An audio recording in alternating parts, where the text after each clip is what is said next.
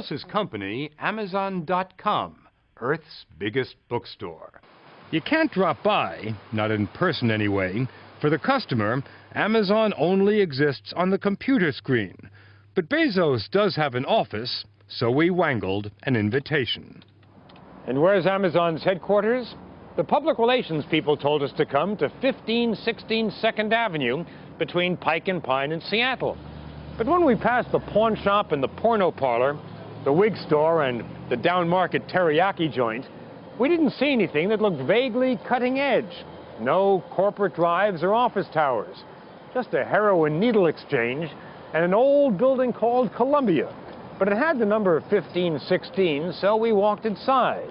And there it was, the logo known to every web shopper in the world. Upstairs, it doesn't look very high-tech either. More like a college dorm than a corporate headquarters. And then there's the boss. You generally hear him before you see him. It's the ear-piercing laugh of billionaire Jeff Bezos. Now, I've heard a lot about your desk. It's a door with 4x4s. Come on. What? I mean, you can afford a better desk than that. It's a symbol of spending money on things that matter to customers and not spending money on things that don't. And you don't need clean carpets. What are these things on the floor? Well, these are you know, sticky balls. Obviously they work. Yeah, that's great. That's very impressive. Remember, this man is a titan of our time, a giant. What kind of kid were you? Well, I was a good student. I always worked really hard. I was nerdy. You were nerdy. I was nerdy. That hasn't changed, by the way. Did you realize it back then? My watch updates itself from the atomic clock 36 times a day, if that gives you any indication. Really? I'm afraid so. But you did really well, huh? In school? Yeah, I was always a good student. Bezos went to a Montessori school when he was 3. By 3rd grade, teachers knew he was gifted. A year later, he started playing with computers. In high school, he was valedictorian of his graduating class. Socially? Socially, I was a little awkward, I think would be one way to put it. Blind dates? Not until, I didn't really date much until like my last year of college. Which was where? Which was at Princeton. Actually, I set up sort of a formal plan to date. I had all my friends set me up on blind dates. None of them worked out very well. Maybe it was his intensity, or maybe it was the way he talks. Listen to the way he describes his company's business plan. We believe that this is a critical category formation time. Bezos uses the same kind of Wall Street wonk talk when he talks or thinks about almost anything, including what he wants out of life. The way I made the decision to leave Wall Street and do this was, it'll sound geeky to you, but it was a regret minimization framework. So this is how I actually made the decision. If I understand it, if I can translate that into English I can deal with, does that mean I want to live my life so that in a few decades from now I'm not going to regret it? That's exactly right. I want to have lived my life in such a way that when I'm 80 years old, I've minimized the number of regrets that I have. And I think actually a lot of people do that. I think even if they don't, call it something as dorky as regret minimization framework, they behave that way anyway. They think that way. But for you, it was not carpe diem. It was not wine, women, and song. No. I don't go in for carpe diem. I go in for regret minimization framework. Absolutely. When Bezos left that Wall Street job in 1994, he followed that old American edict, "Go west, young man." He and his wife didn't know where they were going. In fact, the movers packed their things and were already on the road when Bezos phoned them to say he had decided on Seattle. His other big decision? Books. Sell books. Not in stores, but over the internet. The company took off like a rocket. Did you read the Times this morning, New York Times? Yeah, I saw the Times this morning. At one point on Friday, Amazon.com's total stock market value surged past $30 billion, making it worth more than a major industrial company like Texaco. That didn't blow your mind when you read it?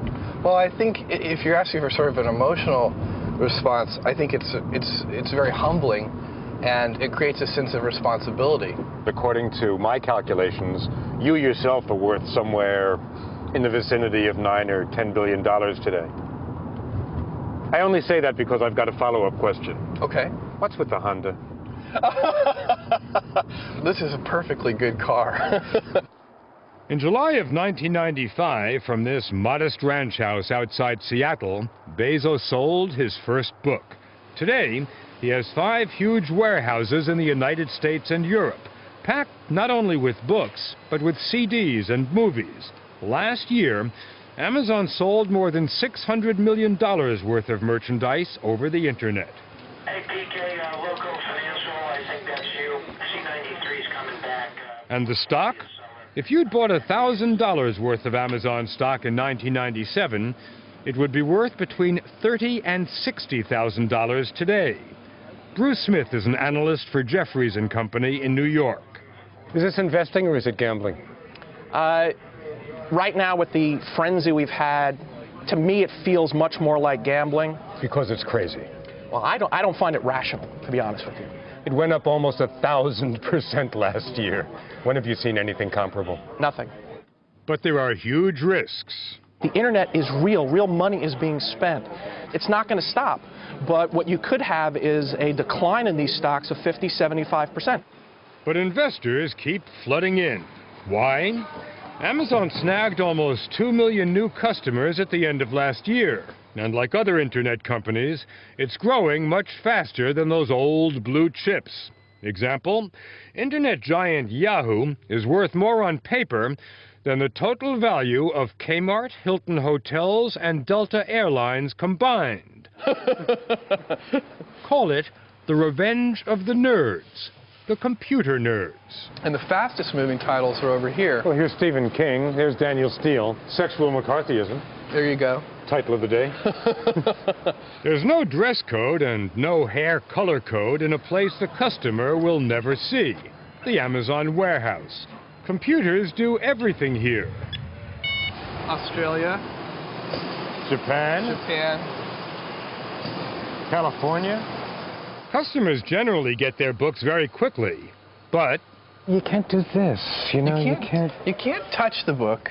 You can't hear the binding creak. Yeah. You can't smell the paper. And it's a great smell. And it is. And that's why it's a very different experience. with his computers, Bezos used to sell a lot of computer books to computer nerds. These days, the Amazon goes everywhere. In the last hour, the best-selling book at Amazon.com has been The Greatest Generation by Tom Brokaw. You think we're going to put that on television? I don't know. It'll be a test of your credibility. A while ago, I bought a few books from Amazon. This time, after I logged on, the computer greeted me back, welcoming me by name. Is this you? That's me. That's you? That's me. Okay. The computer also remembered my past orders, and after comparing me with other customers who'd bought the same books, it calculated which new books I might like to buy. The Untouchable, The Comfort of Strangers, Death in Summer, Breakfast on Pluto, I Married a Communist. That's awfully good. I mean, frankly, that's very good, because I've already bought 2 of those books in bookstores. That's because people who have your same sort of buying profile, that electronic soulmate, This is really have scary. bought I've read a lot of these books and bought many of the others. And using the same kind of computer wizardry, Amazon also had some ideas about what kind of music I might like to buy. Elvis Costello, Bob Dylan, Van Morrison. Yeah. And of course, you can listen to these. So you can listen to samples. Now, every time I use your website, you learn more about me. Yes. One of your employees has said that you collect half a gigabyte, whatever that is, of information on your customers every day. That's about 350 floppy disks worth. What do you do with that information? That's the data that allows us to predict, or try to predict, what books and videos and music that you would like, that you haven't discovered yet.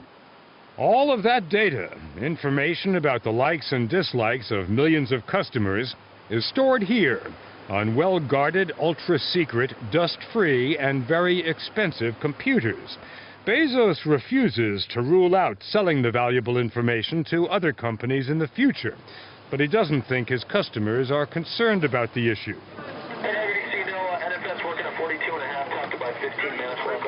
And Wall Street isn't concerned that Amazon has never made a profit, not a dime.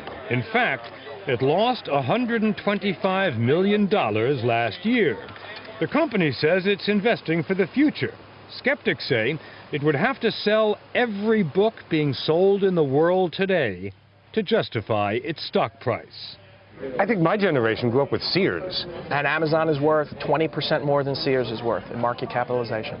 How do you view that phenomenon that Amazon today is worth more than Sears? Investors are focused on the future. Amazon has growth potential that Sears doesn't. A couple of geeks who sketched out some software that could destroy Sears Roebuck. That's the beauty of technology and the microprocessor. We've never seen anything like it. But history has seen revolutions before, one thing supplanting another. Could Amazon and its tributaries be flowing towards the shopping mall and eventually drown it out? If you were running Walmart today, would you feel threatened by Amazon? Absolutely. Would you decide to go after them? Absolutely. As a matter of fact, they already are.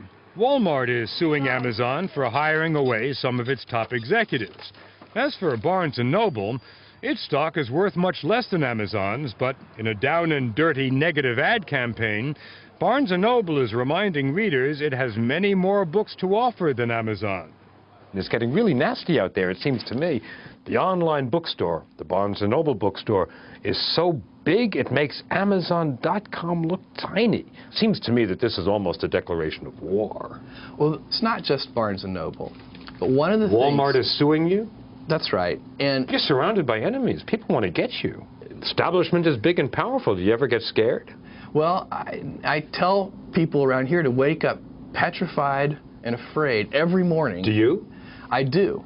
It is not uncommon for people who have achieved the kind of startling success you have in such a short period of time